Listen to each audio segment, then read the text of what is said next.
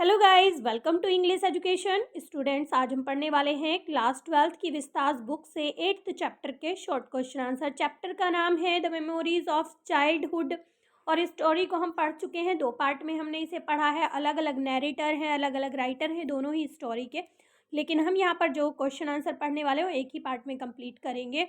और स्टोरी को हम पढ़ चुके हैं। आपने अगर नहीं पढ़ा है तो डिस्क्रिप्शन बॉक्स में आपको लिंक मिल जाएगा। तो चलिए स्टार्ट करते हैं। क्वेश्चन नंबर 1 है हमारा, व्हाट डज जितकाला सा रिमेंबर। जितकाला सा जो हमारी फर्स्ट स्टोरी की राइटर हैं, remember about her first day in the land of apples. तो देखिए, जितकाला सा का जो पहला दिन था कहाँ पर, लैंड ऑफ एप्पल जिसे उन्होंने कहा था, वो एक स्कूल में थी जहाँ पर उन्हें तौर तरीके सिखाए जा रहे थे कि किस तरह से रहना है। वो एक नेटिव अमेरिकन थी। तो देखिए, उनके कल्चर को थोड़ा चेंज किया जा रहा था जिससे वो अपमानित फील कर रही थी।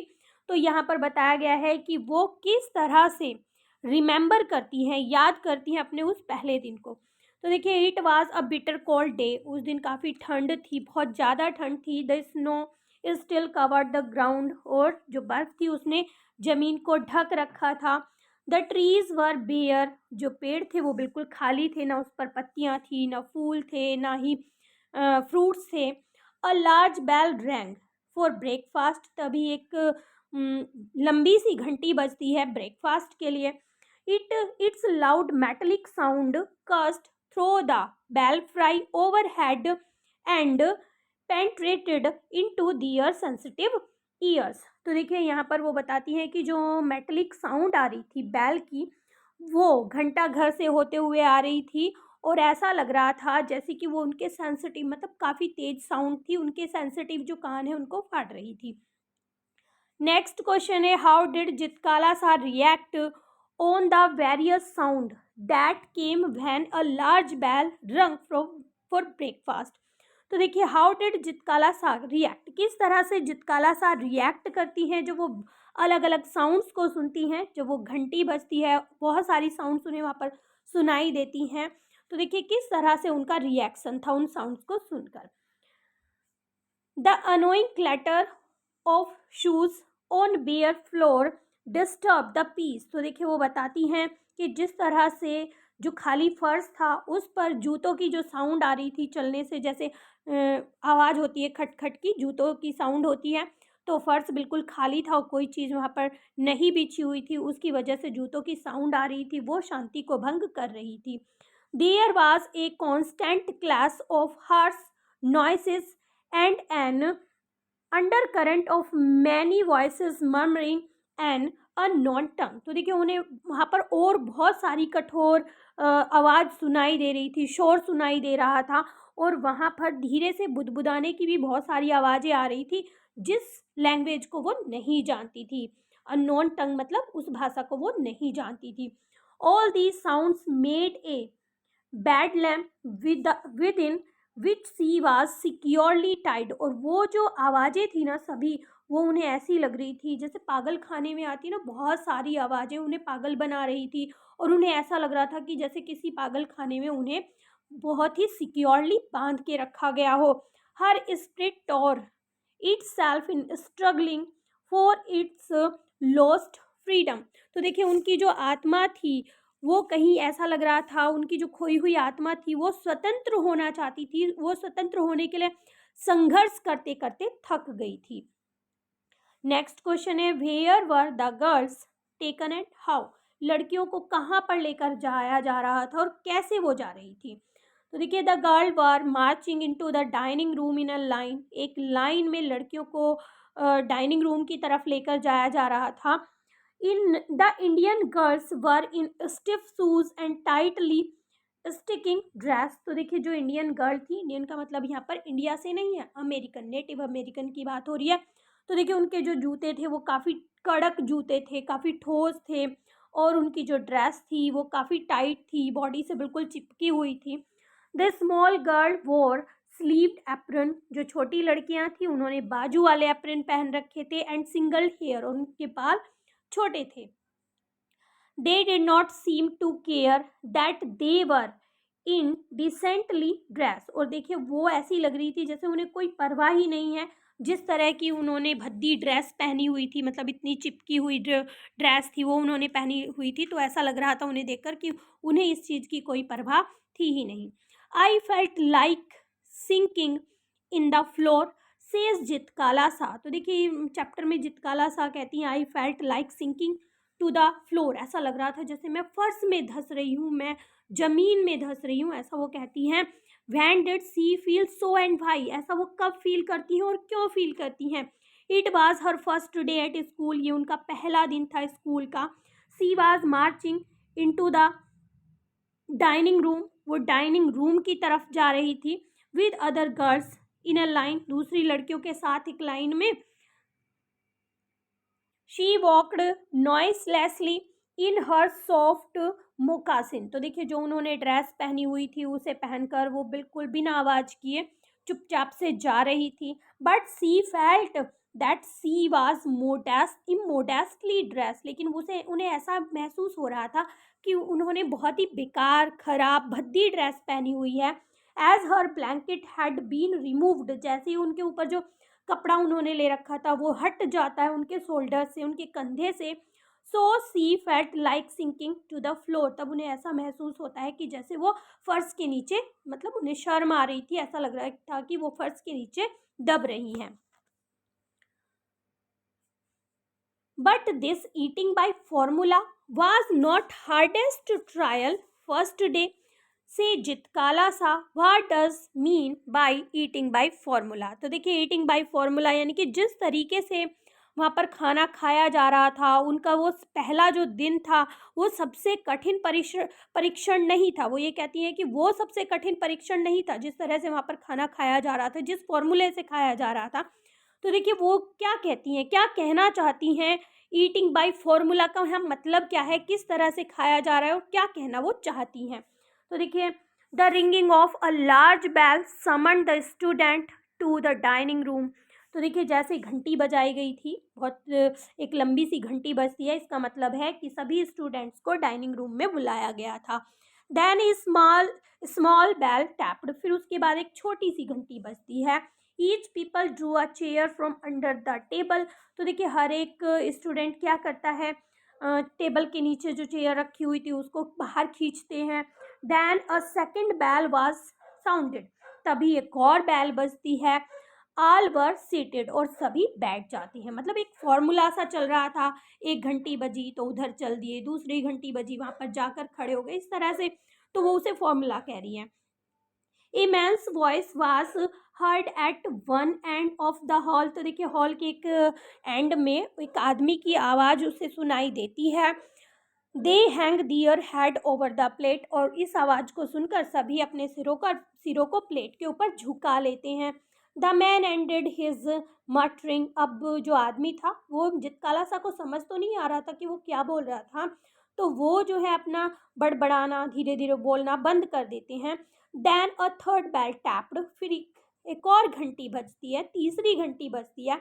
Every one picked up his या फिर her knife and fork and began eating, तो देखिए हर कोई क्या करता है, अपने चाकू कांटे उठाते और खाना शुरू कर देते हैं, तो मतलब एक फॉर्मूले की तरह होता है, इसीलिए वो उसे फॉर्मूला कह रही हैं। हाउ डिड जितकाला सा find the eating by formula a hard trial, तो देखिए क्यों उन्हें, मतलब किस तरह से उन्हें वो जो खाना था इस फॉर्मूले से उन्हें हार्ड ट्रायल क्यों लगता है। She did not know what to do when the various bell were tapped and behave unlike other, तो देखिए अब उन्हें पता नहीं था कि जब घंटियां बजेंगी तो उन्हें किस तरह से बिहेव करना है, तो इसीलिए वो दूसरों से अलग बिहेव करती हैं, दूसरों की तरह नहीं करती हैं। When the first bell rung, जब पहली घंटी बजी, सी पुल्ड आउट हर चेयर, उन्होंने अपनी चेयर को बाहर निकाल लिया, एंड सैट इन इट, और उसमें बैठ गई। एज सी सा अदर स्टैंडिंग, जब उन्होंने देखा कि दूसरे तो सभी खड़े हुए हैं, सी बिगेन टू राइज, तो उन्होंने उठना शुरू कर दिया। She looked shyly around to see how chair were use, तो देखिए वो चारों तरफ देख रही थी कि किस तरह से चेयर को यूज करना है। When the second bell was sounded, फिर जब सेकेंड बेल बजती है, she had to crawl back in to her chair, वो चुपचाप से अपनी कुर्सी में बैठ जाती हैं। She looked around when a man was speaking at the end of the hall. तो देखिए तभी एक आदमी जो है बोलने लग जाता है हॉल के किनारे पर, तो वो उसे देखने लग जाती हैं। She dropped her eyes when she found a pale face woman looking at her. जब वो ये देखती है एक पीले से चेहरे वाली औरत उनकी तरफ देख रही है, तो वो अपना सिर नीचे, अपनी आंखें नीचे झुका लेती हैं। आफ्टर द थर्ड बेल के बाद अदर स्टार्टेड ईटिंग, सभी खाना शुरू कर देते हैं। But she begin to cry, लेकिन वो रोना शुरू कर देती हैं। When did what did Judewin tell Zitkala Sa, how did she react to it. तो देखिए जुडविन ने उन्हें क्या बताया और कैसे उन्होंने रिएक्ट किया। Judewin knew a few words of English, Judewin English के कुछ शब्द जानती थी। She had overheard a pale face women, तो देखिए उन्होंने जो है एक पेल फेस यानी कि पीले चेहरे वाली औरत को कहते हुए सुना उसने। She was talking about cutting hair their long heavy hair, तो वो किसके बारे में बात कर रही थी, उनके लंबे और घने बालों को काटने के बारे में बात कर रही थी। जुडविन सेड, जुडविन ने कहा, वी हैव टू सबमिट, अब हमें क्या करना पड़ेगा, हमें जो है समर्पण करना पड़ेगा। बिकॉज दे आर स्ट्रांग, क्योंकि वो तो हमसे ज़्यादा स्ट्रांग है। जितकाला सा रिबेल्ड, लेकिन जितकाला सा जो है विद्रोह करती हैं। She declared that she would not submit, वो कहती हैं कि वो समर्पण नहीं करेंगी। सी बिगन स्ट्रगल फर्स्ट, और सी वुड स्ट्रगल फर्स्ट, वो कहती हैं कि वो पहले संघर्ष करेंगी। Why do you think was जितकाला सा so opposed to cutting off her hair? ऐसा आप क्या समझते हैं, क्यों समझते हैं कि जितकाला सा इतना अपोज कर रही थी अपने बालों को काटने के लिए। जितकाला सा had heard from her mother that only unskilled warriors, तो देखिए उन्होंने अपनी मदर से सुना था जो अकुशल वॉरियर्स योद्धा होते हैं, हु वर कैप्चर्ड, और जिन्हें पकड़ लिया जाता है, had their hair shingled by the enemy, कि उनके ही बाल शत्रुओं के द्वारा काटे जाते हैं। And their people short hair was born by mourners and single hair by covered, तो देखिए उनका मानना ऐसा था कि जिनके बाल छोटे किए जाते हैं या तो वो शौक के लिए किए जाते हैं, मतलब कोई मर जाता है परिवार में या कुछ ऐसा होता है तब उनके बाल काट दिए जाते हैं, या फिर जितने भी कायर होते हैं उनके बाल छोटे कर दिए जाते हैं। Since he was neither she was dead against cutting off her hair, तो देखिए वो ठान लेती हैं कि वो मर जाएंगी लेकिन वो अपने बालों को नहीं कटवाएंगी क्योंकि वो कायर नहीं थी। How did Zitkala Sa try to avoid inevitable loss of her hair, तो देखिए यहाँ पर किस तरह से जितकाला सा कोशिश करती हैं अपने बालों को, मतलब अपरिहार्य रूप से जो उन्हें काटा जा रहा था उन्हें बचाने के लिए वो किस तरह से कोशिश करती हैं। She crept up the stairs and passed along the hall, तो देखिए वो किसी भी तरह बचकर सीढ़ियों से ऊपर चली जाती हैं हॉल के पास से। She did not know where she was going, वो जानती भी नहीं थी कि वो कहाँ जा रही थी। She turn aside to an open door, वो उन्हें एक बराबर में खुला हुआ दरवाज़ा दिखाई देता है। She found a large room with 3 white bed in it, और वो देखती हैं कि वहाँ पर एक बड़ा सा कमरा है और उसमें 3 बिस्तर लगे हुए हैं। The window were covered with dark green curtains, और जो खिड़कियां हैं उस पर गहरे हरे रंग के पर्दे लगे हुए हैं। She went to the corner farthest from the door and crawled under the bed in the darkest corner, तो देखिए वो क्या करती हैं, वो दूर वाले कॉर्नर में चली जाती हैं दरवाजे से और खिसक कर बिल्कुल गहरी वाली जगह पर बेड के नीचे छुप जाती हैं। How was the search made for Zitkala Sa, Zitkala सा को कैसे तलाशा जाता है, तो देखिए first they called out her name in the hall in a loud voice, तो देखिए पहले तो वो ऊंची ऊंची आवाज़ लगाकर उसका नाम बुलाते हैं। Then he steps were quicken, फिर उनके जो कदम थे वो ज़्यादा तेज हो जाते हैं। द वॉइसेस बिकम एक्साइटेड, उनकी आवाज़ जो है उत्तेजित हो जाती हैं। The sound become nearer, sound जो है बिल्कुल पास आती चली जा रही है उनके। Women and girls enter the room, लड़कियां और औरतें कमरे में आ गई थी। दे ओपन क्लोसेट डोर्स, वो अलमारियों के दरवाजे खोल रही थी। दे पीप्ड बिहाइंड लार्ज ट्रंक्स, वो जो बड़े बड़े ट्रंक रखे हुए थे उनके पीछे झांक कर उसको ढूंढ रही थी। Someone through up the curtain, किसी एक ने पर्दे को खींच दिया। The room was filled with sudden light, अचानक से कमरे में प्रकाश हो जाता है, रोशनी हो जाती है।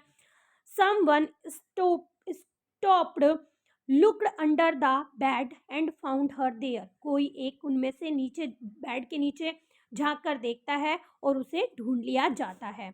हाउ वाज जितकाला सा treated on being traced from her hiding place, तो देखिए उसके बाद उनके साथ किस तरह से व्यवहार किया जाता है उनके उस जगह से निकाल कर। तो देखते हैं, Zitkala Sa was dragged out, she try to resist by kicking and stretching widely, तो देखिए जब उन्हें वहाँ से निकाला जाता है तो वो बहुत ज़्यादा कोशिश करती हैं, उन्हें घसीट कर वहाँ से निकाला जाता है। वो किक करती हैं, उनको लात मारती हैं, नोचती हैं जंगलियों की तरह। But she was overpowered, लेकिन वो ऐसा नहीं कर पाती हैं। She was carried downstairs and tied fast in a chair, उन्हें सीढ़ियों से नीचे लेकर आया जाता है और एक कुर्सी से टाइटली बांध दिया जाता है। सी सी क्राइड अलाउड, वो जोर जोर से रोने लगती हैं। And keeped shaking her hand, और अपने हाथों को हिलाती रहती हैं। तो देखिए इस तरह से उन्होंने बचने की काफ़ी कोशिश की थी। What did Zitkala Sa feel when her long hair was cut, तो जितकाला सा कैसा फील करती हैं जब उनके लंबे बालों को काटा जाता है। When she heard them remove one of her thick beard, तो देखिए जब उनकी एक मोटी चोटी को काटा जाता है तो उनसे अलग किया जाता है। सी लॉस्ट हर स्पिरिट, वो अपने स्पिरिट को ही खो देती हैं। She had suffered at most indignities there, तो देखिए वहाँ पर उनका बहुत ज़्यादा असम्मान किया जाता है। People had stared at her, लोग उन पर घूरते हैं।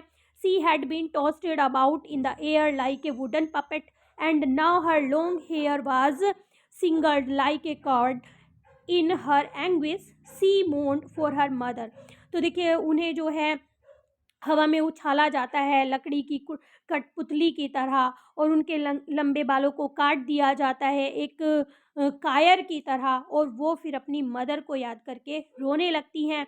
She felt herself as one of the many little animals driven by a herder, तो देखिए उन्हें ऐसा लग रहा है जैसे कि कोई हर्डर होता है ना, वो बहुत सारे एनिमल्स को ड्रू करता है, लेकर जाता है, हाँकता है, बिल्कुल वो अपने आप को एक ऐसा ही छोटा सा जानवर उस समय महसूस करती हैं। नेक्स्ट क्वेश्चन है, विच words of her brother made a deep impression of बामा, तो देखिए ये हमारा सेकंड स्टोरी का क्वेश्चन है। तो कौन से शब्द ऐसे थे उनके भाई के, बामा के भाई के, जो उन पर गहरा प्रभाव डालते हैं। तो देखिए, while returning home, Bama's elder brother told her that although people do not get to decide the family they are born into, तो देखिए यहाँ पर उनके भाई कहते हैं कि ये लोग डिसाइड नहीं कर पाते कि उन्हें किस फैमिली में जन्म लेना है, ये तो कोई डिसाइड नहीं कर पाता है। They can outwit the indignities inflicted upon them, तो देखिए वो कह रहे हैं कि उनके साथ जो उनका जो अपमान किया जाता है, उनके साथ जो ऐसा भेदभाव किया जाता है, वो उसे मात जरूर दे सकते हैं। It it left a deep impression on her, और इसी से उनके ऊपर बहुत ज़्यादा गहरा प्रभाव पड़ता है। तो देखिए यहाँ पर स्टोरी में क्या था, हम थोड़ा सा व्यू देख लेते हैं। यहाँ पर स्टोरी में था, बामा बताती हैं, बामा को पता चलता है अनटचेबिलिटी के बारे में, कि किस तरह से लोगों के साथ भेदभाव किया जाता है। नीची जाति के कुछ लोग हैं, तो जो अपर कास्ट के लोग हैं वो किस तरह से उनके साथ भेदभाव करते हैं। जब उन्हें इस बारे में पता चलता है तो वो बहुत मतलब बहुत गुस्सा होती हैं। साथ ही उनका जो भाई था वो काफ़ी एजुकेटेड था, यूनिवर्सिटी में पढ़ता था, और उन्हें बताता है कि किस तरह से एजुकेशन से हम इन सब चीज़ों को, जो हमारा अपमान किया जाता है, उन्हें मात दे सकते हैं। हम पढ़कर ग्रेट बन सकते हैं, महान बन सकते हैं, और जो दूसरे लोग हैं फिर वो हमारे फ्रेंड बनना चाहते हैं, हमसे मिलना चाहते हैं। तो इस तरह से एजुकेशन से हम हर एक चीज़ को मात दे सकते हैं, ये जो भेदभाव है इसको हटा सकते हैं। तो देखिए इन सब चीज़ों का बहुत ज़्यादा प्रभाव पड़ता है बामा के ऊपर। Name some of the noblest and oddities in the street that attracted बामा। तो देखिए पूछा जा रहा है कि बहुत सारी नोवेल्टीज़, तो हाँ देखिए बहुत सारी चीज़ें ऐसी थी जो वो रास्ते में, स्कूल से आते हुए रास्ते में वो देखती थी। तो कौन-कौन सी चीज़ें थी स्ट्रीट में जो उन्हें अपनी तरफ उनकी तरफ अट्रैक्ट करती थी। These includes the performing monkey and snake charmers, snake, the cyclist who had kept on biking for 3 days, the spinning wheels, the Mariata temple and a huge bell hanging there. तो देखिए ऐसी बहुत सारी चीज़ें थी जिनसे बामा काफ़ी अट्रैक्ट होती थी, और जहाँ पर उन्हें आने में 10 मिनट लगती थी तो वो आधा घंटा लगा देती थी, कभी कभी आधे से ज़्यादा भी लगा देती थी, क्योंकि वो उन सारी चीज़ों को देखती आती थी। तो यहाँ पर यही पूछा गया है कौन-कौन सी ऐसी चीज़ें थी। तो देखिए जैसे मंकी की परफॉर्मेंस हो गई, स्नेक चार्मर जो था वो अपने स्नेक को दिखाता था, वो साइक्लिस्ट को देखती थी जो कि अपनी साइकिल पर रहता है पिछले 3 दिनों से, और वो कहती हैं वो स्पिनिंग व्हील को देखती रहती थी। वहाँ पर एक टेम्पल था जिस पर एक बड़ी-सी घंटी बंधी हुई थी। तो ये सारी चीज़ें देखते हुए वो रास्ते में काफ़ी देर लगाती थी और बहुत ज़्यादा अट्रैक्ट होती थी इन सब चीज़ों से।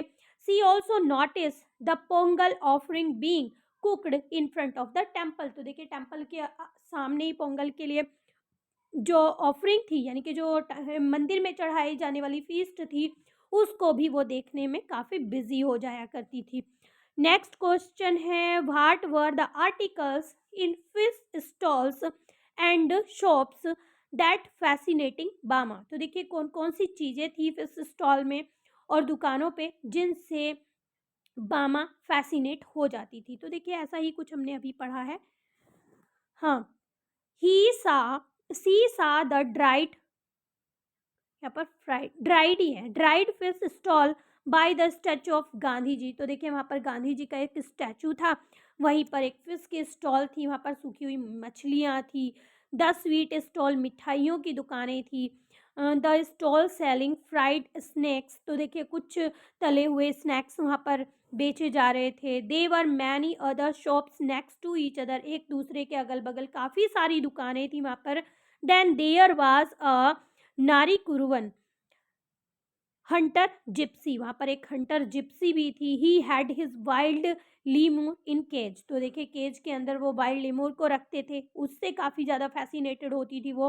ही सोल्ड नीडल्स, क्ले, बीड्स, तो देखिए वो वहाँ पर सुइयाँ बेच रहे होते थे, मिट्टी के मनके बेच रहे होते थे, and instrument for cleaning out the years, और कान को साफ करने वाले कुछ और भी इंस्ट्रूमेंट वो बेच रहे थे। तो इन सारी चीज़ों से बामा काफ़ी फ़ैसिनेट हो जाती हैं। और यहाँ पर हमने ये भी पढ़ा था कि एक बुज़ुर्ग होता है जो उनकी कम्युनिटी से बिलॉन्ग करता है, वो एक पार्सल लेकर आता है लैंडलॉर्ड के लिए, उसको देता है। तो मतलब जिस तरीके से उसने उस पार्सल को पकड़ के रखा हुआ था, उससे देखकर वो काफ़ी हँसती है, जाकर अपने ब्रदर को सारा इंसिडेंट बताती हैं। फिर उनका ब्रदर उन्हें बताता है कि ये कुछ ऐसा नहीं था कि उसने ऐसे खेल तमाशे के लिए उसे ऐसे स्ट्रिंग से पकड़ा हुआ था, नहीं। उसने पकड़ा हुआ था जिससे कि जो चीज़ उस पार्सल में थी उसे वो टच ना कर पाए और वो उसके छूने से खराब ना हो जाए। तो वो ये सारी बातें अपनी बहन को बताता है, यानी कि बामा को बताता है। तो देखिए यहाँ पर हमारे सभी क्वेश्चंस होते हैं कंप्लीट। आई होप सभी आपको अच्छे से समझ में आ भी गए होंगे। अगर आपने पहले कुछ वीडियोस को नहीं देखा है तो डिस्क्रिप्शन बॉक्स में 12th क्लास से रिलेटेड काफ़ी सारे लिंक आपको मिलने वाले हैं। आपकी फिर भी कोई प्रॉब्लम है तो आप कमेंट सेक्शन में लिख सकते हैं, आपके डिमांडेड वीडियो को बना दिया जाएगा। अगर आप चैनल पर पहली बार आए हैं तो चैनल को सब्सक्राइब कर सकते हैं।